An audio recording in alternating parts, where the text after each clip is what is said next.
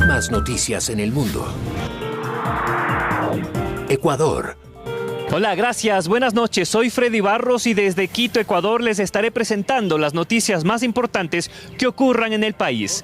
Hoy, en El Mejor Oficio, nos acompaña Freddy Barros, un periodista de trayectoria que ha pasado por medios como Teleamazonas, Ecuavisa y de corresponsal de la cadena de televisión Univisión. Por el terremoto y también las conexiones telefónicas son muy difíciles de realizarse acá. Amigos, bienvenidos sean ustedes una vez más al programa El Mejor Oficio, donde siempre retractamos la vida de los mejores periodistas durante su trayectoria y cómo es que ellos aman este oficio. Esta mañana me acompaña Freddy Barros de Ecuavisa y también corresponsal de Univisión. Bienvenido, Freddy. Gracias, Camila. Un gusto estar con ustedes aquí compartiendo estas experiencias a lo largo de la vida periodística con ustedes que están iniciando este camino muy precioso que es la comunicación. ¿Por qué crees tú que el periodismo es el mejor oficio, tal cual llamado? Yo creo que te permite conocer de todo. Te enriquece porque conoces personas, puedes conocer al indigente de una calle, a una persona pobre, como puedes conocer al rico, al empresario, a la autoridad, al poder, y te permite hacer ese nexo de comunicación entre unos y otros. Te permite vivir experiencias o ir a sitios que un ciudadano común no podría llegar, no podría acceder. Entonces creo que eso es lo bonito que hace de este un oficio único, interesante, muy sacrificado, pero que siempre te llena de recompensas. Si Freddy Barros no fuera periodista, ¿qué otra profesión hubiera escogido en su camino? Uy, la verdad que a mí algo que siempre me gustó fue la diplomacia política internacional. Creo que si es que no hubiese sido político, ahorita estaría en alguna embajada o algo parecido. ¿Político corrupto o no corrupto? No creo que hay que generalizar tampoco, ¿no? La política es buena en la medida de que permite la administración de un país, de una sociedad, de una institución. El hecho es que lamentablemente hemos visto casos que se prostituyó la política, ¿no? Y se convirtió en politiquería, en populismo, y eso es lo malo. Pero la política per se es buena, ¿no? O sea, funciona, debe funcionar. ¿Cómo empezaste en esto del periodismo? ¿En qué momento supiste que querías ejercer esta profesión? ¿Siempre fue desde niño o cómo lo hacías? Desde pequeño, desde que era niño recuerdo yo que me gustaba la televisión, me gustaba la radio. Muy pequeñito veía los noticieros, entonces me sentaba, estaba viendo las noticias. Siempre me llamó la atención y cuando era niño me ponía a jugar, que yo tenía mi canal de televisión, mi radio y jugaba esas cosas. Y luego ya en el colegio igual comenzó a salir esa vena periodística, estuve en el club de periodismo de mi colegio, creamos una pequeña revista ahí y ese fue el inicio. Cuando tuve que escoger una carrera yo directamente fui a comunicación social. Entonces no tuve problema ni conflicto en decidirme por qué me gustaba. El primer medio de comunicación grande que has trabajado ha sido Ecuavisa. ¿Cuáles han sido esas coberturas que Ecuavisa te ha mandado a hacer y tú realmente has dicho, esto es lo que quiero hacer por el resto de mi vida? En Ecuavisa como televisión, pero en radio estuve en otro medio también que es grande e importante, que es Radio Quito, Ecuador Radio, y empecé yo haciendo radio. De hecho, una de mis primeras experiencias fue ser locutor comercial. Me contrataron exclusivamente como locutor comercial para una vuelta ciclística, automovilística, que necesitaban gente adicional que vaya a los diferentes puntos de las transmisiones y necesitaban gente. Entonces yo era un estudiante y me llamaron y ahí comencé. Luego ya me quedé en esa misma radio que era Emisoras Gran Colombia, que hoy ya no existe, se transformó en Radio Caravana y ahí inicié mis pinitos periodísticos en noticias. Fui locutor, reportero, luego pasé a Radio Democracia, a EXA, con Gonzalo Rosero, ahí también hice noticias, luego di el salto a Radio Quito y de Radio Quito sí Ecuavisa. En Ecuavisa, claro, es la mayor experiencia y trayectoria que he tenido porque inicié ahí en el año 2000, hasta el 2013, ahí hubo una pausa, pasé a otro medio que es Canela y volví a Ecuavisa en el 2016, poco después del terremoto, abril, y yo volví a mayo a Ecuavisa. Me comentabas un poco que empezaste en el periodismo en el 96, prácticamente en el año en el que nosotros nacimos. ¿Cómo era el periodismo en ese tiempo y en qué se diferencia el periodismo de ahora? Ha cambiado sobre todo en la parte tecnológica. en esa época comenzaron a aparecer los teléfonos celulares, pero antes tenías que ir con una gran grabadora, con cinta, con cassettes para grabar las intervenciones, y por lo regular tenías que llamar desde un teléfono fijo, que ya casi no existen, al medio para hacer la transmisión. ¿Cómo era? Cuéntame una de esas anécdotas que tú realmente te hayas vuelto loco buscando cómo comunicarte con el medio. Claro, a veces los teléfonos en las salas de prensa estaban todos ocupados, entonces tenías que buscar como sea una línea telefónica para comunicarte, entonces tenías que ir a la tienda de la esquina, si estabas tú muy de apuro hasta la vecina, véanos, soy de radio, ayúdeme con una llamada, 1 minuto, no le quito más su tiempo. Entonces era muy interesante porque a la vez que te ataba a una línea fija de teléfono, pero también te hacía que seas muy ingenioso para poder conseguir y transmitir la noticia. Nosotros usábamos en ese tiempo unos que llamábamos lagartos, que era un cable que le conectabas a los audífonos, salida de audífonos de tu grabadora, y le conectabas directamente a la línea telefónica. Eso te generaba que la señal de la grabación salga nítida y no con el sonido telefónico como es pegarle a la bocina del teléfono. Entonces eran experiencias muy interesantes. En esa época igual se grababa las notas, los reportajes en cintas de carrete abierto, unas cosas grandes con unas máquinas de este tamaño en las que tenías que grabar. Entonces eso era muy interesante. Luego igual pasé yo la transición ya a la época digital, comenzaron a salir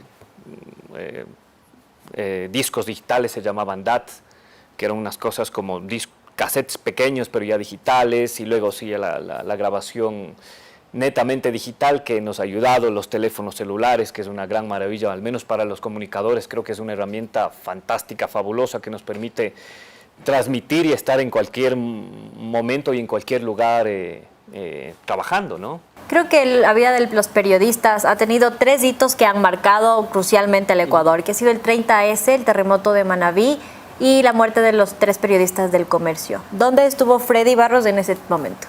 A ver, yo estuve en el 30S en Ecuavisa. Casualmente yo tenía pocos días de haber asumido la dirección del informativo. Por esas cosas de la vida, aquí en Quito no habían otros directores y asumí yo la dirección en esos momentos. Fue un reto muy importante porque era la primera vez que estaba solo al mando de un hecho tan importante que era inédito, o al menos en los 30 años, 40 años de democracia no se había visto. Entonces fue interesante, estuve ahí. Recuerdo que una de las disposiciones que les di a todos los equipos periodísticos de reporteros era que no quería políticos hablando ese día. ¿Por qué? Porque teníamos internamente muchas llamadas de gente interesada en sembrar caos, en llamados a desestabilizar la democracia, en llamados a que esto se convierta en una cosa más grande de lo que no era, que era una protesta policial con malestar en las Fuerzas Armadas. Entonces, di esa disposición y recuerdo que ese día ningún político habló en los noticieros, en las transmisiones en vivo.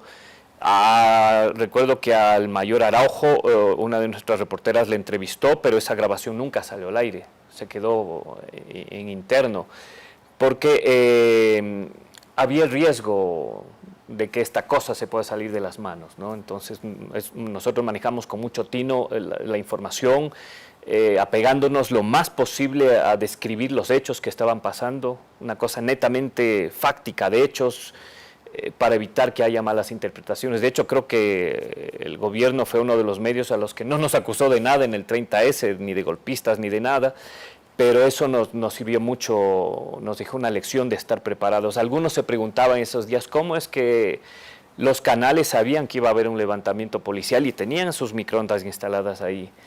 Claro, los que trabajamos en televisión sabemos que tenemos equipos disponibles para, en caso de una urgencia, movilizarlos inmediatamente. Ecuavisa tiene en la mañana 3 reporteros que ingresan a las 5 de la mañana, y equipo de producción que ingresa a las 4 de la mañana, equipos de transmisión que están desde temprano en el canal. Entonces, para nosotros era muy fácil movilizarlo a un punto. En la mañana dijeron que había una protesta en el regimiento Quito y se mandó al equipo inmediatamente para allá la cobertura. Entonces, en un momento quisieron hacer ver de que todo estaba planificado y que a nosotros nos dijeron que va a haber esta protesta y que por eso teníamos todo listo, pero no es así. Es cosa de reaccionar al hecho noticioso. Me preguntabas también del terremoto. Estuve yo en Canela, pero me desplacé a la zona del terremoto como corresponsal de Univisión. Estuve en la zona de Puerto Viejo, algo de Manta. Otro equipo vino desde Colombia, corresponsales de Univisión, para apoyar el trabajo. Ese equipo, en cambio, estuvo por la zona de Pedernales, y esa también fue una experiencia muy impactante, muy fuerte. Te comenté extra micrófonos que yo viví unos 4 o 5 meses en Manabí, cuando se instaló la Asamblea Constituyente en el año 2007, y nos hospedábamos en un hotel. Y cuando llegué a Manta, pasé obviamente por el hotel en donde nosotros nos hospedábamos, y vi que estaba todo el primer piso colapsado y todo lo demás del edificio sobre una primera planta que desapareció, el edificio partido a la mitad, y la dueña del hotel que nos atendió, que nos recibía, falleció. Entonces creo que esa es una cosa que te golpea mucho, porque estuvo algo cerca, y te preguntabas, ¿y qué pasaba si es que el terremoto era cuando uno estaba ahí desayunando, cenando? Entonces eso fue un golpe duro, y claro, y ver todo eso también en una zona de guerra, ¿no? Impresionante, Puerto Viejo, todo el centro destruido, pero periodísticamente muy enriquecedor, ¿no? Muy enriquecedor el hecho de buscar historias. En Univisión, la escuela norteamericana es mucho de buscar historias, de buscar personajes, de buscar un lado diferente de la noticia, hacerla más humana. Entonces eso me sirvió mucho, porque allá encontré algunas historias, el de un señor que fabricaba pancitos de dulce. Su negocio se les resultó afectado, pero él decidió, con lo poco que tenía, comenzar a fabricar estos pancitos de dulce, y fue hasta uno de los albergues y comenzó a entregarlos. Son historias que te llenan de que en medio de la desgracia siempre hay esperanza y hay gente que sale adelante. Entonces fue una experiencia muy buena, enriquecedora, a pesar de lo malo, del impacto de la destrucción que hubo. Y el último tema de los colegas de periodistas de Diario El Comercio, igual yo estaba acá en la dirección del noticiero acá en Quito. Yo soy director de emisión de Ecuavisa, en esa época era del noticiero de mediodía, ahora soy de mediodía y de 19 horas. Y claro, y fue muy impactante, porque era un hecho inédito para el periodismo que haya 3 colegas que estén secuestrados, que no se tenga información clara, que las versiones sean muy contradictorias, que haya versiones que llegaron primero desde Colombia, y tú acá ni siquiera las autoridades te lo decían, y tenías que buscar o abstenerte de transmitir la información si es que no estaba completamente verificada.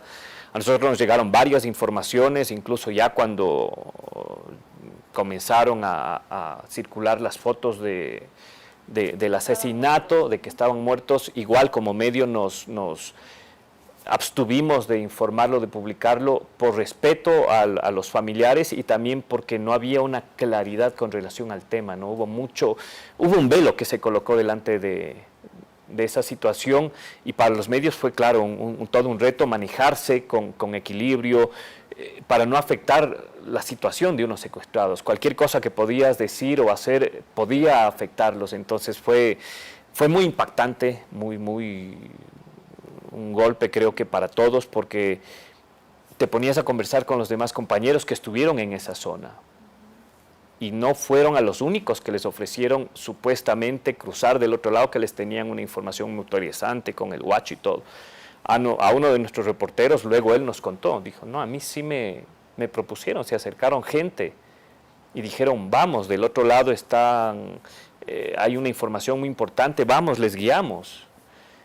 Y claro, él dijo, no, o sea, no me muevo. Entonces, claro, fue una cosa muy que querían capturar a algún periodista. Eso parece que se notó desde un principio, y el momento, claro, que los colegas de Diario El Comercio accedieron a la zona de mataje, a ellos vieron la oportunidad y los abordaron, de lo que se sabe, con armas, todo, y los secuestraron, ¿no? Nosotros habíamos preparado, ya habíamos dicho que tú vas a venir a nuestro programa, que Freddy Barros iba a estar presente. Entonces anunciamos en el Twitter qué le gustaría a la gente saber de ti, preguntar sobre ti. Y vamos a ver qué fue lo que nos respondieron ahora, por favor. Tenemos primero, mejor y peor experiencia laboral. A ver, la peor, por el hecho del peligro y que no me di el peligro, creo que fue cuando hubo la explosión de la blindada Galápagos en el 2003, si no estoy mal. Carlos Gijón, que era nuestro director en esa época, me dijo: Freddy, te vas a la explosión. Muy bien, con Hernán Higuera. Los dos reporteros nos distribuimos, tú a dónde te vas, tú a dónde te vas. Hernán dijo: yo me voy al tema de los heridos, muertos, fallecidos, hospitales, todo. Y yo, como sea, me trato de meter a la brigada blindada. Bueno, entonces esa era nuestra consigna. No había cómo ingresar a la brigada, estaba con un cerco militar, pero en ese momento justo apareció un convoy. Pues al camarógrafo, que por cosas de la vida es Mauro Cerón, que trabaja ahora con ustedes, estaba conmigo también ahí. Y bueno, métete en medio del convoy. Y en medio del convoy, la camioneta, camión militar, ingresamos a la vía principal de la brigada. Nos quedamos ahí, yo dije, ¿nos sacarán, no nos sacarán? No nos sacaron, había casi nula presencia militar en esa zona porque fueron evacuados debido a la gran explosión que hubo. Y en eso que estábamos ahí intentando ver qué hacíamos, se nos acercó un joven, un muchacho, con el pelo muy corto, nos dijo: ¿quieren ingresar a la brigada? Le dije: pues no hay cómo, le digo. Me dice: no, es que yo conozco un sitio por el que podemos subir. Con el camarógrafo nos quedamos viendo, le digo: ¿será? ¿No será? Bueno, vamos. Pues la cosa es que nos comenzó a llevar por un pasaje, por un sitio medio alejado. Dije: no, creo que nos van a robar, ¿verdad? Pero bueno, la cosa es que dijo: no, tranquilos, ¿verdad? De aquí tienen que subir ese muro. Trepar el muro. Bueno, nos trepamos el muro y en efecto ingresamos a la brigada. Avanzamos, llegamos a toda la zona de destrucción, el casino en medio del fuego, todo destruido, las habitaciones de los soldados abandonadas, destruidas, habían dejado equipos de comunicaciones, fusiles, o sea, fue una evacuación inmediata. Y en esas cosas yo me acerco a un sitio que se veía el fuego al fondo. Yo vi una cosa en el piso y la cogí. Entonces le digo a este muchacho, que había sido conscripto, entonces sabía todo, entonces le muestro esto. Le digo: oiga, ¿y esto qué es? Él salió corriendo despavorido. Me dijo: deje eso ahí, eso puede explotar, es una granada. Entonces yo con la granada me quedé helado. Entonces yo en principio iba a lanzarlo, pero lo que uno ve cuando es niño, se me vino a la mente la imagen del coyote cuando lanza la granada ACME y le explota. Entonces dije: no, si lanzo me va a explotar con el coyote. Cogí esa cosa, la dejé lo más delicadamente posible en el piso y salimos de esa zona, pues. Claro, y luego ya que al día siguiente se pudo ingresar, nos dimos cuenta que nosotros habíamos ingresado a la zona 0, al punto donde se inició la explosión. Claro, y ese momento, o sea, no medimos el riesgo de que podíamos haber pisado algún artefacto explosivo, de que algo nos podía explotar y matarnos. Riesgoso, el periodista se arriesga. Es una de las cosas más riesgosas. Ahora lo cuento con más tranquilidad, pero en ese momento estábamos asustados.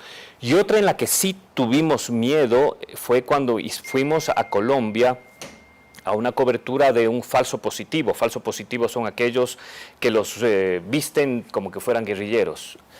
Nos llegó el caso de un ecuatoriano que resultó herido porque los militares colombianos le atacaron. Él trabajaba del lado colombiano en plantaciones. De maíz decían ellos, pero obviamente allá es la coca lo que se planta. Entonces, bueno, llegamos al Lago Agrio para buscarlo, conversamos preguntando por el muchacho, después de tantas averiguaciones logramos dar con él. En efecto, tenía un disparo de fusil en el hombro. Él nos contó que a los demás, en efecto, los mataron de ecuatorianos, a un ecuatoriano lo mataron de allá y dijeron que eran guerrilleros. Él logró huir, se lanzó al río, le dieron el disparo y logró sobrevivir. Entonces ahí nos contó, le digo: ¿y dónde pasó esto? Me dice: no, verá usted, en Puerto Mestanza se llama esto, que esto es del Lago Agrio, unas 2, 3 horas más hacia adentro. Dice: no, es fácil, usted llega al puente San Miguel, cruza, camina, llega a la plantación, llega a las maticas de coca y ahí está la cabañita donde los mataron. Digo, ¿es fácil? Dice, no, no se van a perder. Bueno, en efecto. Y se arriesgó a ir. Entonces nos fuimos, alquilamos una lanchita para cruzar. Cuando estábamos cruzando, viene otra lancha y el lanchero nos dice, la señora que viene allá es hermana del fallecido, del ecuatoriano. Entonces, en medio del río, paramos de la otra lancha, le conversé, le dijimos a la señora que vamos de Ecuavisa, que estamos documentando, reportando este incidente y que si es que nos puede acompañar al sitio donde fue el ataque. Pues, en efecto, nos acompañó, llegamos a la cabañita donde estaban, nos explicaron que hay murié, que lo mataron, que dijeron que eran guerrilleros de las FARC, pero que no eran, que eran humildes campesinos, agricultores. Bueno, estábamos ya acabando de hacer las entrevistas. Cuando era un sitio descampado, el camarógrafo estaba grabando y haciendo la entrevista, yo vi que del fondo salieron hombres armados, apuntándonos con fusiles, que nos dijeron, bajen la cámara, bajen la cámara. Entonces, claro, tú no sabes, son guerrilleros, paramilitares o soldados. Entonces, no sé por qué yo le dije al camarógrafo, son militares, baja la cámara. Entonces, claro, él instintivamente se regresó a mirar quién llegaba con la cámara. Baja la cámara. Bajó la cámara, él nunca dejó de grabar. Todo estaba grabado. Claro, y en efecto eran de una brigada móvil antinarcóticos. Nos retuvieron. Nos preguntaron que quiénes son nuestros contactos en la guerrilla, que qué hacíamos ahí, que por qué estábamos ahí, que qué hacíamos, que qué...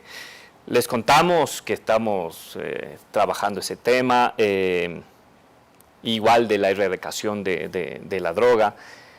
Bueno, pero nos tuvieron como 2 horas, nos separaron al camarógrafo, al asistente, a mí y a un corresponsal.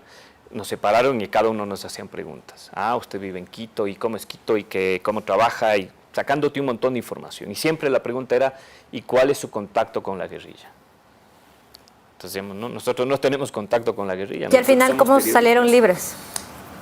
Después de casi 2 horas y que tú escuchabas de fondo los disparos de combate, porque esa era una zona de combate entre la guerrilla y los militares, nos dijeron, no, ustedes van detenidos.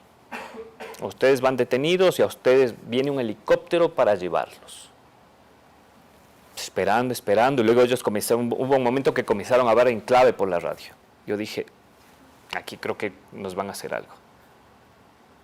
Hasta aquí llegamos, dirán que fue la guerrilla la que nos mató, porque eso les convenía hacer aparecer.